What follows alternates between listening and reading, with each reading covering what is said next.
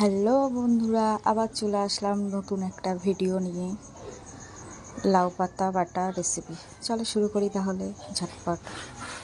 প্রথমে কড়াইটা বসালাম, তারপরে জল দিলাম। জলের মধ্যে লাউ পাতাগুলো দিয়ে নিলাম। আগে থেকে লাউ পাতাটা আমি ধুয়ে রেখেছিলাম।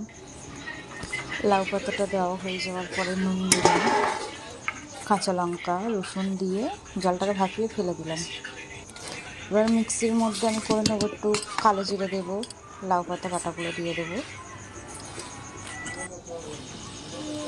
দেওয়া হয়ে গেল, ওটা পেস্ট করে নিলাম। এবার কড়াইতে তেল দেবো। এবার বাটার মধ্যে একটু হলুদ, একটু নুন দিয়ে নেবো।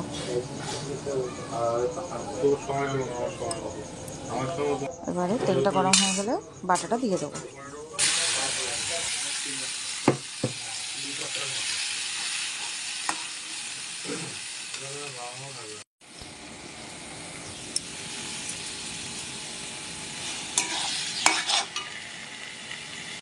করছিস কোথায়? এটা কি জিনিস?